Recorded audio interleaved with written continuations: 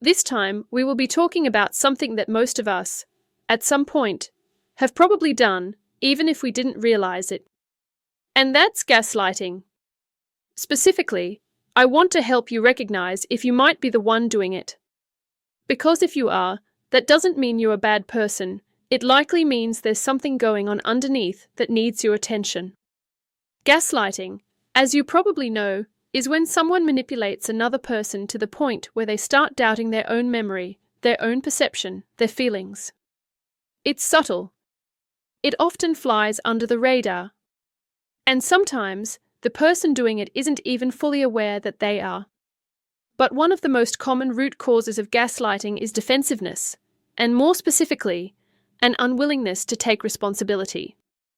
Now, if you're someone who struggles to admit when you've made a mistake or when you've hurt someone, you're not alone.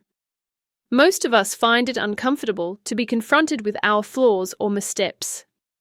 But when that discomfort turns into a habit of avoiding accountability, by shifting blame, denying the facts, or twisting someone else's version of events, that's where gaslighting can start creeping in. Let's look at this defensiveness a bit more closely. It's a very human reaction. You feel criticized or exposed, and your guard goes up. But if you're always on the defensive, if your first reaction is to protect yourself at all costs, it becomes a problem. And the people closest to you start to feel like they can't express how they feel without being dismissed or made to feel crazy. So maybe someone tells you that something you said hurt them. And instead of listening or trying to understand, you tell them they are being too sensitive, or you say, "That's not what happened," or you're making a big deal out of nothing. That might feel like you're just defending yourself. But what you're actually doing is invalidating their experience, and that's a form of gaslighting. The same thing happens when we avoid accountability altogether. Maybe you made a mistake at work, in your relationship, with your kids. And instead of owning up to it, you shift the blame. "I only did that because you made me," or, "Well, if you hadn't done X, I wouldn't have done Y." It's a way of wriggling out of the discomfort. But what you're really doing is distorting reality to protect yourself from having to face up to something. And underneath all of this defensiveness and this avoidance, is usually a fear of vulnerability. Because let's be honest, it feels exposing to say, "Yeah, I stuffed up," or "That was my fault." It can bring up shame, embarrassment, even fear of being rejected or judged. And so, we avoid that feeling by shifting the focus away from ourselves. We manipulate the story so we don't have to feel exposed. But here's what I want you to hear: vulnerability isn't weakness. It's actually incredibly brave. And when we stop running from it, when we stop defending ourselves so hard, we create space for honesty, growth, and connection. So if you're starting to see these patterns in yourself, please don't panic.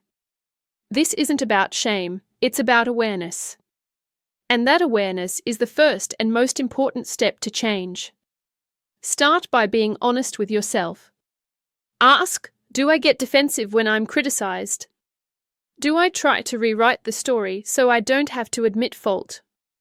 And if the answer is yes, you're not alone. But you do have the opportunity to change that. Begin to reframe how you think about accountability.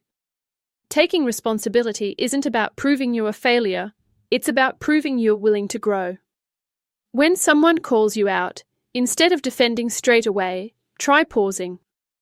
Just pause. Let yourself feel that discomfort. And then, if there's truth in what they are saying, own it. Say, "You're right. I didn't handle that well." Or, "I didn't realize I hurt you, but I can see now that I did."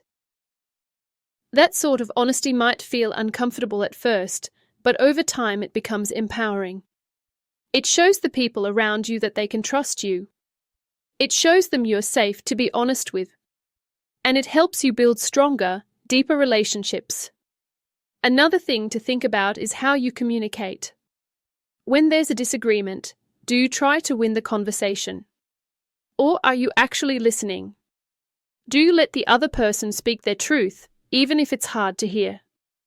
When you stop trying to be right all the time and start trying to understand, everything shifts. And look, if these habits, this defensiveness, this avoidance, they feel really deep-rooted, it might be helpful to talk to someone about it. A therapist or counselor can help you dig into where these patterns started and help you build new tools for dealing with conflict and discomfort in healthier ways. At the end of the day, gaslighting isn't just about manipulation. It's often about fear. Fear of being wrong. Fear of not being good enough. Fear of losing face.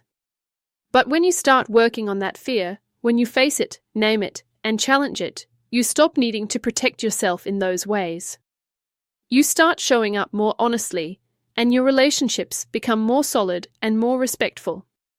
So if you've recognized yourself in anything I've said today, I just want to say this: well done. That kind of self-awareness takes courage.